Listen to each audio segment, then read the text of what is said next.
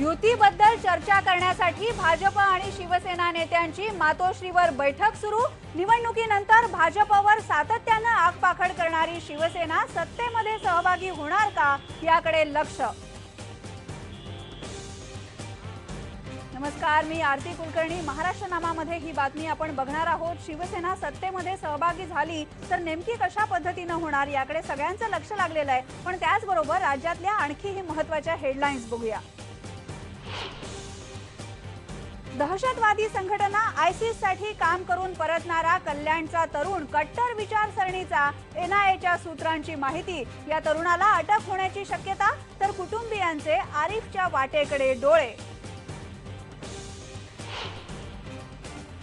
मागचं सगळं विसरून जा आणि नव्या जोमानं कामाला लागा। राज ठाकरेंचा मनसेच्या कार्यकर्त्यांना सल्ला। राज ठाकरे आजपासून नाशिक दौऱ्यावर। नाशिक मनसेमध्ये होणार खांदेपालट। म्हणजे आता इंग्रजी शाळा बंद केल्या पाहिजे, एकतर ते करता येईल यांना, ते नाही करता येत। हे सगळे आपले मराठी लोक आहेत ना। इंग्रजी शाळा अगदी सक्तीने बंद केल्या, मग कर्नाटकात नाही चालत असं। इंग्रजी माध्यमांच्या शाळा बंद करा। ज्येष्ठ साहित्यिक भालचंद्र नेमाडेंनी नव्या वादाला फोडलं तोंड। साहित्य संमेलन म्हणजे नसती उठाठेव असल्याची ही केली टीका। साहित्य वर्तुळामधून नेमाडेंच्या वक्तव्याला होतोय विरोध। भांडूपमध्ये 10 वर्षांच्या मुलीवर शेजारी राहणाऱ्या बाप आणि मुलानं बलात्कार केल्याची धक्कादायक घटना उघड। गेल्या वर्षभरापासून सुरू होता अत्याचार। दोन्ही नराधमांना अटक। मिरजमध्ये गॅस्ट्रोच्या फैलावाची आरोग्य खात्यानं घेतली गंभीर दखल। सहसचिवांनी केला मिरजचा दौरा। गॅस्ट्रोमुळे शहरात 8 दिवसात 12 जणांचा मृत्यू। आणि वाशीच्या मार्केटमध्ये आला सीझनचा पहिला आंबा।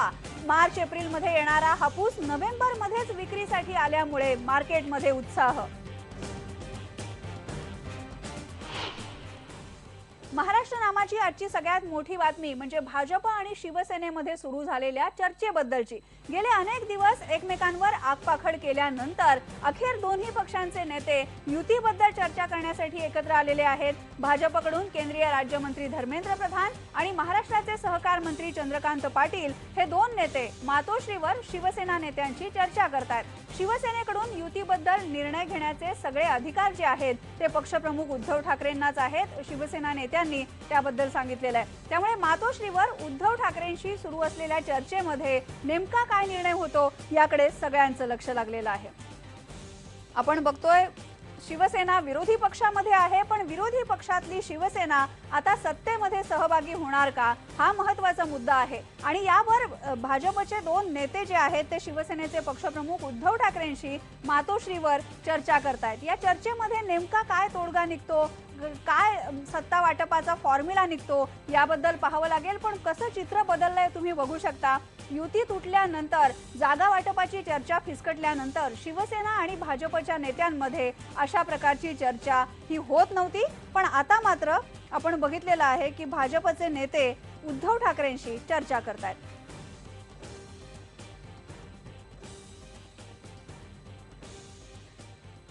कोई मुद्दा नहीं, हम लोग पुराने साथी रहे। अभी भी हम लोग शिवसेना हमारी एनडीए की एक प्रमुख सहयोगी है। केंद्र में हम लोगों की एक उनकी भी सहभागी है सरकार में। हम एक खुले मन पे उनसे सारा विषय को चर्चा करके यहाँ वो लोग सरकार में शामिल हो, वो आए, उसकी सारा विषय हम बातचीत करेंगे उनके साथ। आपण बघितलं केंद्रीय राज्यमंत्री धर्मेंद्र प्रधान काय म्हणालेले होते, पण आता मात्र मातोश्रीवरची जी बैठक आहे ती संपलेली आहे। महत्त्वाची बातमी आहे, शिवसेना आणि भाजपची मातोश्रीवर जी बैठक सुरू होती ती संपलेली आहे। केंद्रीय राज्यमंत्री धर्मेंद्र प्रधान आणि सहकार मंत्री चंद्रकांत पाटील हे दोन नेते भाजपच्या वतीनं शिवसेनेचे पक्षप्रमुख उद्धव ठाकरेंशी चर्चा करत होते। पण आता मात्र ही बैठक संपलेली आहे आणि काय निर्णय नेमका झालेला आहे याबद्दलची उत्सुकता सगळ्यांनाच आहे. शिवसेना सत्तेमध्ये सहभागी होणार का याबद्दल अजूनही प्रश्नचिन्ह आहे. याचं उत्तर आपण आमचे सिनियर करस्पॉन्डंट प्रफुल्ल साळुंकेंना विचारूया. प्रफुल्ल, महत्वाची बैठक मातोश्रीवर होती. भाजपचे 2 नेते आणि उद्धव ठाकरेंमध्ये ही बैठक झालेली आहे. बैठक संपलेली आहे. कोणत्याही तोडग्याविना बैठक संपली आहे. चर्चेच्या फेऱ्या सुरू राहणार आहेत. नेमकं काय घडलं? आत्ताच 1 मिनिटापूर्वी या ठिकाणी बैठक संपली आहे. भाजपचे जे नेते आहेत धर्मेंद्र प्रधान आणि चंद्रकांत दादा पाटील आणि शिवसेनेकडून शिवसेनेचे पक्षप्रमुख उद्धव ठाकरे आणि सुभाष देसाई यांच्यात जवळपास 1.5 तास या ठिकाणी चर्चा झाली. कारण भाजपने या ठिकाणी जो आधी फॉर्म्युला दिला होता 8 मंत्रिपदांचा, तो आता या ठिकाणी शिवसेनेसमोर ठेवण्यात आलाय. पण शिवसेनेच्या वतीने जे गृहमंत्री पदासाठी जी मागणी होती ती आता या ठिकाणी लावून धरली. त्याऐवजी जर समजा काही 2 मंत्रिपद जास्त मिळत असतील तर त्या संदर्भातली देखील या ठिकाणी चर्चा करण्यात आली. पण ही जरी बोलणं या ठिकाणी झालं असेल तरी निर्णय या ठिकाणी होणार नाही. कारण हे दोन्ही नेते आता दिल्लीला जातील आणि दिल्लीला अमित शहा यांच्याकडे हा प्रस्ताव ठेवतील. त्यानंतर अमित शहा आणि नरेंद्र मोदी यांच्यात चर्चा झाल्यानंतरच खऱ्या अर्थानं शिवसेनेला काय देता येईल, शिवसेनेचा समावेश कशा पद्धतीने करता येईल आणि या मंत्रिमंडळाचा जो विस्तार पुढच्या आठवड्यात नक्की झालेला आहे त्यात शिवसेना किती मंत्रिपद शिवसेनेला या ठिकाणी देता येतील आणि त्यांचा किती जणांचा शपथविधी होईल. शिवसेनेला जे उत्तर हवं आहे ते आता भाजपाकडून हवं आहे. कारण भाजपाला या ठिकाणी शिवसेनेला सामावून घ्यायचं आहे.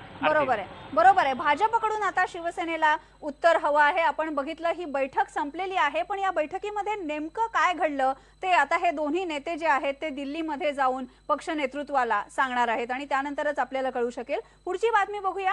ज्येष्ठ साहित्यिक कोसलाकार भालचंद्र नेमाडे यांनी एका नव्या वादाला तोंड फोडलेलं आहे. इंग्रजी माध्यमांच्या शाळांवर त्यांनी कडाडून हल्ला चढवलाय. इंग्रजी माध्यमाच्या शाळा या बंद केल्या पाहिजेत असं रोखठोक मत नेमाडेंनी मांडलंय. भालचंद्र नेमाडेंनी साहित्य संमेलनावर सुद्धा तोफ डागलेली आहे. मराठी काय जगातली मोठी भाषा आहे. जवळजवळ 10व्या 11व्या क्रमांकावर आजही आहे. तर तिची काही काळजी फारशी करण्यात गरज नाही. काळजी हे असं जे बोलतात त्या लोकांची केली पाहिजे. कारण हे काहीच करत नाही मराठीसाठी असं म्हणजे आता इंग्रजी शाळा बंद केल्या पाहिजे एकतर. ते करता येईल यांना, ते नाही करतायत. हे सगळे आपले मराठीच लोक आहेत ना. हे शेतकऱ्यांची मुलं मुख्यमंत्री होतात. हे काय करतात म्हणजे मराठीसाठी काय करतात? हे इंग्रजी शाळा अगदी सक्तीने बंद केल्या. मग कर्नाटकात नाही चालत हे असं. तसं आपल्याकडे हे अगदी सक्तीने केलं आणि हे करू शकतात.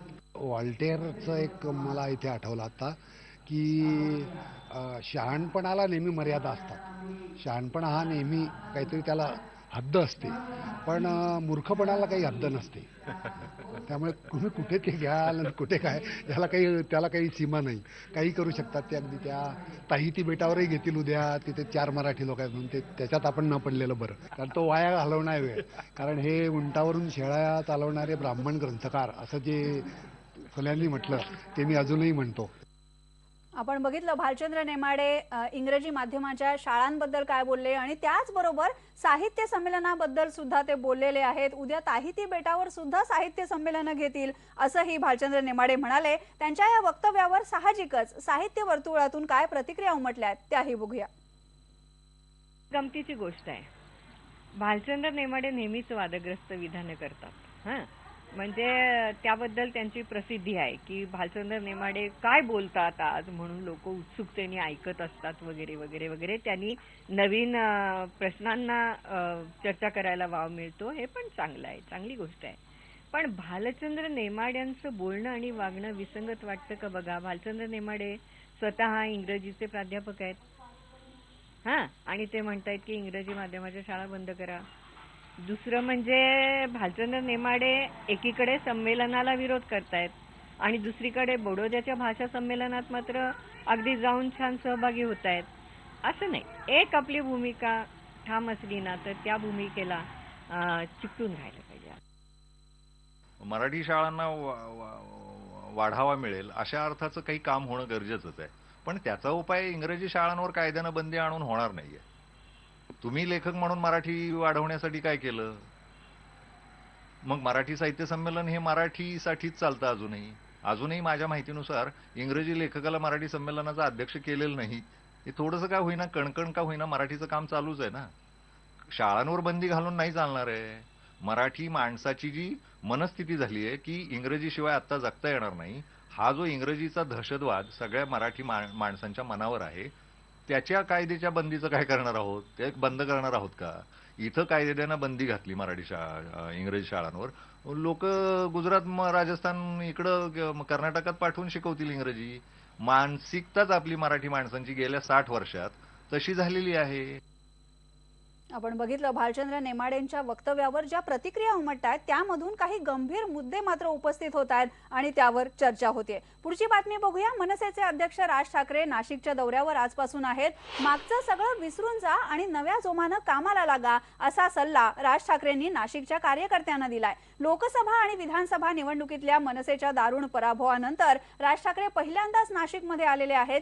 प्रदेश सरचिटणीस वसंत गीते, जिल्हाध्यक्ष सचिन ठाकरे या पदाधिकाऱ्यांच्या राजीनाम्याच्या नंतर हा दौरा होतोय आणि नाशिक मनसेमध्ये खांदेपालट होणार अशी ही चर्चा आहे.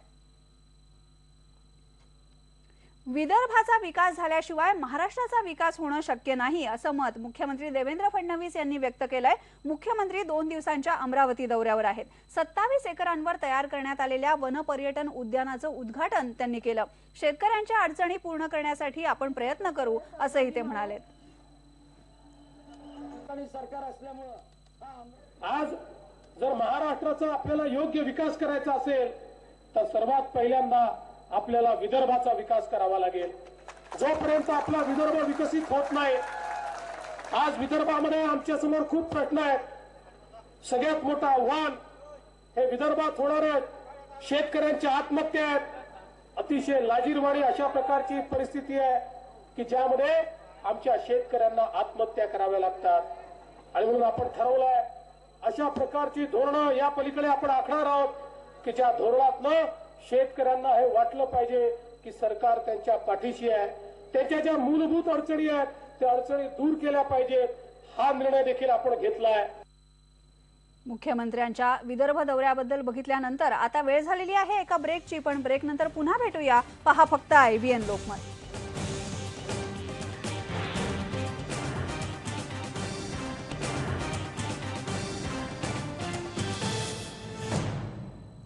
आपल्या पत्नीची हत्या करणाऱ्या सोलापूर जवळच्या बोराळेच्या क्रूरकर्मा बाजीराव वाघमारेला पोलीस कोठडी मिळालेली आहे.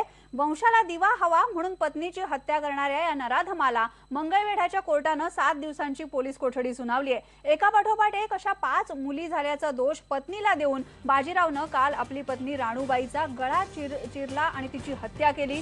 माणुसकीला काळीमा फासणारी ही घटना मंगळवेढा तालुक्यातल्या बोराळे गावामध्ये घडली आहे. पुढची बातमी बघूया. मुंबईत भांडूपमध्ये 10 वर्षांच्या मुलीवर शेजारच्या मुलानं आणि बापानं बलात्कार केला. भांडूप पोलिसांनी या दोन्ही आरोपींना अटक केली आहे. बलात्कार करणारे तिचे घरमालकच आहेत. मुलीची आई कामावर गेल्यानंतर हे दोघं तिच्यावर बलात्कार करायचे हे आता उघड झालेलं आहे. गेले वर्षभर या मुलीवर अशा प्रकारचा अत्याचार सुरू होता. काल तिच्या पोटात दुखायला लागलं. तिनं आपल्या आईला सांगितलं आणि नंतर हा सगळा प्रकार उघड झाला. त्यानंतर बघूया. मिरजमध्ये गेल्या 8 दिवसात गॅस्ट्रोमुळे 12 जणांचा मृत्यू ओढवलाय. राज्याच्या आरोग्य विभागानं आता याची गंभीर दखल घेतलेली आहे. आरोग्य विभागानं मिरजमधल्या या बळींच्या वाढत्या संख्येबद्दल चिंता व्यक्त केली आहे. आरोग्य विभागाच्या सहसचिव कांचन जगताप यांनी मिरजची पाहणी केली आणि सुधारणा करण्याबद्दल शहरातल्या प्रशासकीय यंत्रणेला ही सूचना दिलेल्या आहेत. यानंतर आपण एक ब्रेक घेणार आहोत. ब्रेकनंतर पुन्हा भेटूया. पहा फक्त IBN लोकमत.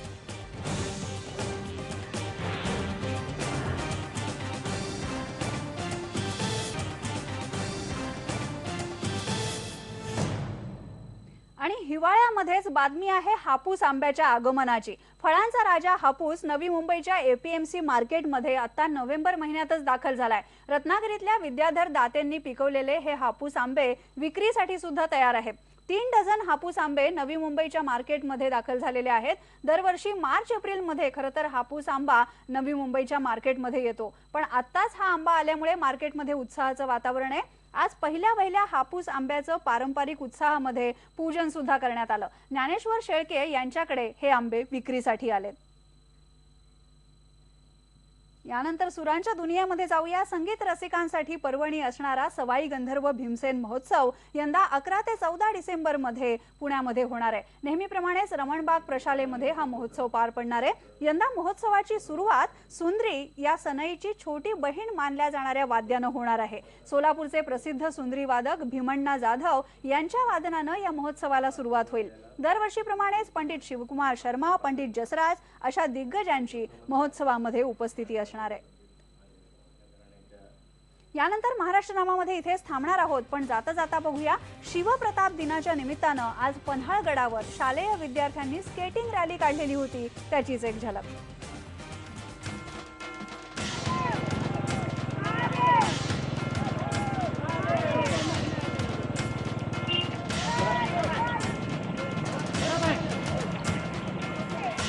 वर